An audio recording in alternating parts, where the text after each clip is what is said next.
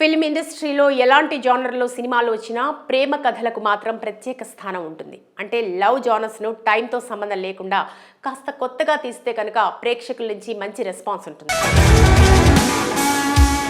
అందరూ వేరు, నేను వేరు. అలాంటి లవ్ స్టోరీ సినిమాల్ని చిన్న పెద్ద హీరో అనే భేదాలు లేకుండా ప్రేక్షకులు వీక్షిస్తారు. అంతేకాకుండా ఏ హీరో నూతన పరిచయమైనా ఎక్కువ శాతం లవ్ స్టోరీతోనే ఎంట్రీ ఇవ్వాలని ప్రేక్షకులు వెంటనే కనెక్ట్ అయ్యేది ప్రేమ కథలకే అని భావిస్తుంటారు. Not for love, I am for love making. ఈ విషయం ఇలా ఉంటే ఎప్పటిలాగే తెలుగులో మరొక ప్రేమ కథా చిత్రం లవ్ రెడ్డి అంటూ ఈ మధ్య ఓటీటీలోకి వచ్చింది. సుమన్ రెడ్డి దర్శకత్వంలో అంజన్ రామచంద్ర, శ్రావణి రెడ్డి హీరోయిన్లుగా గీతన్ ప్రొడక్షన్స్ బ్యానర్పై ప్రిన్స్ హెన్రీ మ్యూజిక్ డైరెక్టర్గా ఈ సినిమా రూపుదిద్దుకుంది. మరి ఈ సినిమా ఎలా ఉందో రివ్యూ ద్వారా చూద్దాం. నా పేరు నారాయణ రెడ్డి, గార్మెంట్ ఫ్యాక్టరీలో సూపర్వైజర్ని. మా ఊరు ఆంధ్ర కర్ణాటక. ముందుగా ఈ సినిమా కథ విషయానికి వస్తే నారాయణ రెడ్డి అంజన్ రామచంద్రకి 30 ఏళ్ల వయసు వచ్చినా పెళ్లి కాదు. ఇంట్లో వాళ్ళు ఎన్ని సంబంధాలు చూసినా అమ్మాయి నచ్చలేదని రిజెక్ట్ చేస్తుంటాడు. ఓసారి బస్లో దివ్యా శ్రావణి రెడ్డి అనే అమ్మాయిని చూసి తొలి చూపులోనే ప్రేమలో పడతాడు.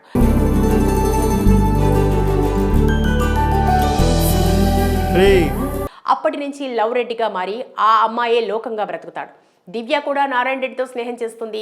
ప్రేమ విషయాన్ని చెప్పకుండానే ఇద్దరూ బాగా క్లోజ్ అవుతారు. ఓ రోజు ధైర్యం చేసి నారాయణ తన ప్రేమ విషయాన్ని దివ్యతో చెప్తాడు. దివ్య మాత్రం అతని ప్రపోజల్ని రిజెక్ట్ చేస్తుంది.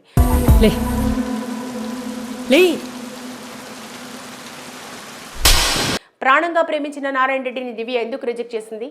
ఆమె నిజంగానే నారాయణను ప్రేమించలేదా? దివ్య ఎంట్రీతో నారాయణ రెడ్డి లైఫ్ ఎలా టర్న్ అయింది?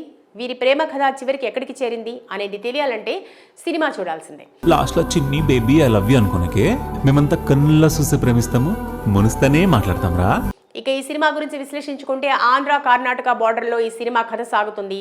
అక్కడి నేటివిటీని జొప్పించి దర్శకుడు స్మరణ్ రెడ్డి రాసుకున్న పాయింట్ రెగ్యులర్ లవ్ స్టోరీగా అనిపిస్తుంది. కానీ ఆ రొటీన్ పాయింట్ చుట్టూ అల్లుకున్న ఫ్యామిలీ డ్రామా, లవ్ ఎమోషన్స్ చక్కగా కుదిరాయి. కొత్త నటీనటులు, సాంకేతిక నిపుణులతో కలిసి ఓయ్ రెడ్డి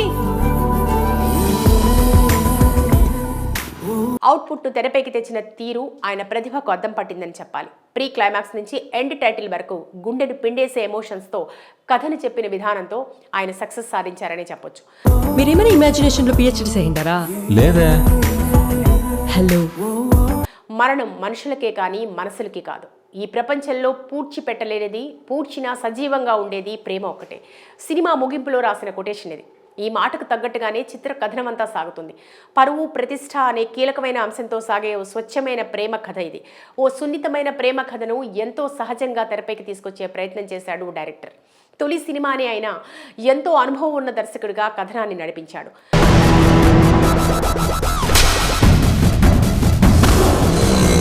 నటీనటుల పర్ఫార్మెన్స్ విషయానికి వస్తే ఈ మూవీలో టార్చ్ వేసి వెతికినా కొత్త ముఖం కనిపించదు. కానీ 2 గంటల పాటు స్టోరీతో ట్రావెల్ అయ్యేలా, ఎమోషన్స్కు కనెక్ట్ అయ్యేలా ప్రతి ఒక్కరూ నటించిన తీరు సినిమాపై ఉన్న తపన, అభిరుచిని చెప్తాయి.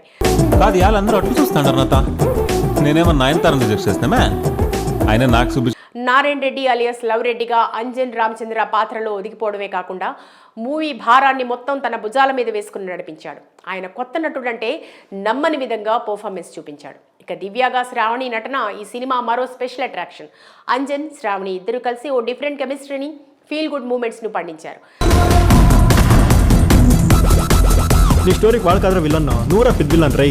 సాంకేతికంగా సినిమా చాలా బాగుంది.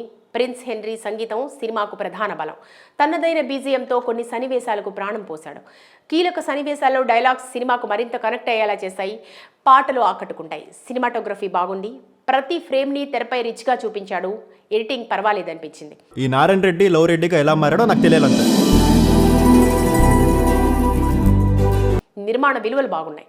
మొత్తంగా ప్రేమ కథా చిత్రాలను ఇష్టపడేవారు ఈ సినిమా ఒకసారి చూసి ఎంజాయ్ చేయొచ్చు.